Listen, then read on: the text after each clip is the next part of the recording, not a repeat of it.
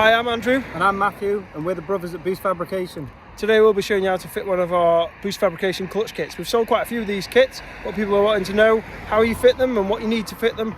They're quite simple, and we'll show you in this short video. I'd like to introduce the car we've been working with today. This is Callum Lee's supercharged GTI Golf. We'd like to thank him for letting us use it. A stunning car, fantastic build. The current cable clutch is making the driving experience feel laboured, so he's been after a hydraulic solution for a while. This is the kit we'll be fitting today. This is our Boost Fabrication clutch kit, developed for the Mk2 Golf, working with the 028 and 028 gearboxes. As part of the clutch kit, you'll get the main bracket. It comes with the micro switch and the two little bolts to hold it on. The reservoir, the pipe that goes from the reservoir to the master cylinder, the slave cylinder. This bolt goes into the pedal. These two bolts hold your master cylinder to the clutch kit. This bolt goes through the bottom part and goes from the pedal box to the bracket. And this little bolt, again, goes through there from the pedal box again to the bracket. This is your clutch line, and it all becomes self-explanatory. We'll do one part, then we'll go into the engine bay and we'll do the other part. Clip for this, obviously. We'll start by disconnecting this clutch here. Once that's done, we'll move inside the car. First, we'll start by removing the posi drive screws that hold the lower dash trim in.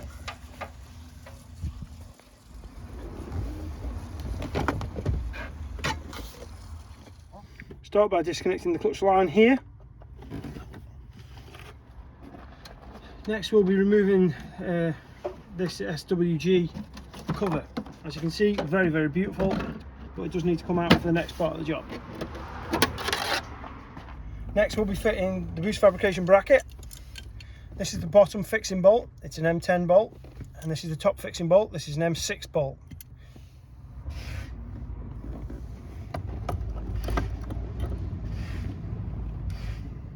This bolt must go through from the bottom.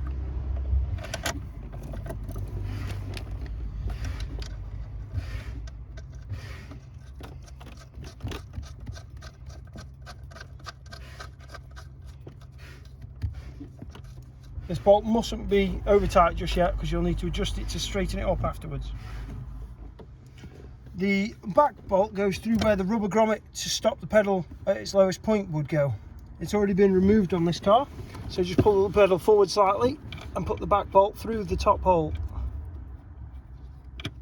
In our experience, the bolt is easier to be fitted from the top, and then just put the little nut on the bottom of the top bolt, and that's the bracket fitted. Make sure it's still loose. We'll put the master cylinder on, and then we'll tighten everything up. This is the bolt that goes through the clutch pedal. This side is just to actuate the micro switch. This nut goes on the left hand side of the pedal.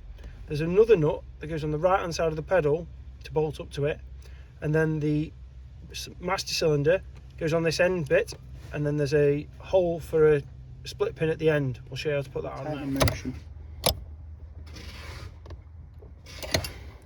Now the bolt's fitted, we need to fit this master cylinder. It won't fit at the highest point or the lowest point. So if you hold the pedal just in the middle, put the master cylinder over the edge and just slide it across. That's it, in position. Next, we'll be pushing the master cylinder forward to get the 13mm bolts in. Now the top bolt's tight, we'll be fitting these two 13s that hold the master cylinder on. I'll just nip these up. As you can see, we've used an M10 bolt here in a 12mm hole, so we have 2mm of play. So the next thing to do is to line up the bracket with the top, which normally is as far to the right as possible, and that should give you a nice straight pedal. The pedal's now in, 17's tight, the 10 at the top's tight, the two 13s here are tight, the main pin that goes through the clutch itself is tight. The only thing we haven't done is put the split pin in, but the pedal's all working absolutely as it should. The next thing you need to do is take the clutch line. You'll see it's got a 90 on one end and a straight edge on the other, and it's going to go through the bulkhead fitting where the original clutch cable went. So the only way to get it through would be push it from the inside out, the straight edge through. So we'll do that next.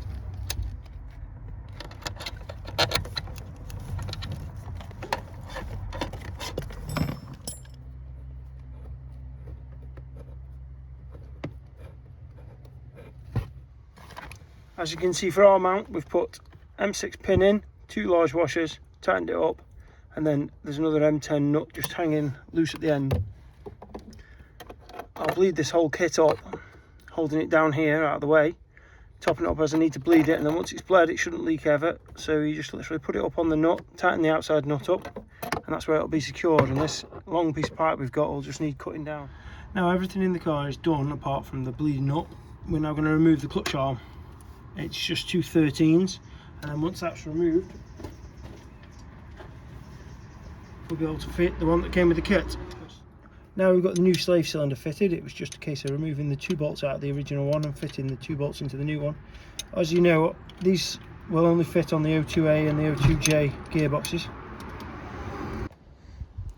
Now we'll feed our new clutch line through the original location,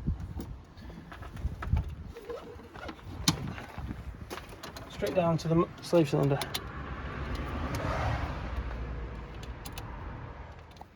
As you can see, we've used the pump backwards method to fill the line up. That'll bleed it up without the need to physically up down clutch bleed, and also it means that you don't have to keep topping up the fluid inside. You just pump it through until you can see the fluid inside, then tighten it up at the bottom, and that way it keeps the inside of the car nice and tidy. Other possible positions for the clutch reservoir: some people use the Mk2 reservoir, which has the little nipple off the side, and they run that, or you can obviously put the reservoir in the rain tray. This is the final fitted location of the reservoir. It's up there, we've bled it up. The pedal all works absolutely as it should. I've put a cable tie around the 2 pipes to make sure that the pipe goes square into the side of the master cylinder, just to avoid any leaking in the future. Just double check everything. The only thing we have to do now is put the cover on under the dashboard, and this will be complete.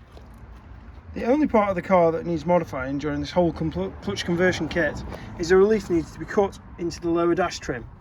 Now, I can't tell you exactly where to cut. The best thing to do is hold it up underneath the car, push it until it touches, and that'll leave a mark, and then just cut the hole around it. As you can see, that size is absolutely fine, and it doesn't intrude into the cockpit of the car. It goes into the service schedule hole.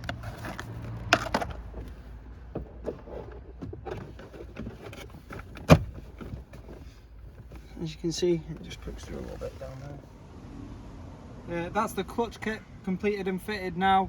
The benefits of a hydraulic clutch over a cable clutch is obviously a lot smoother feel. Hopefully Callum's really happy with it. Thank you for watching.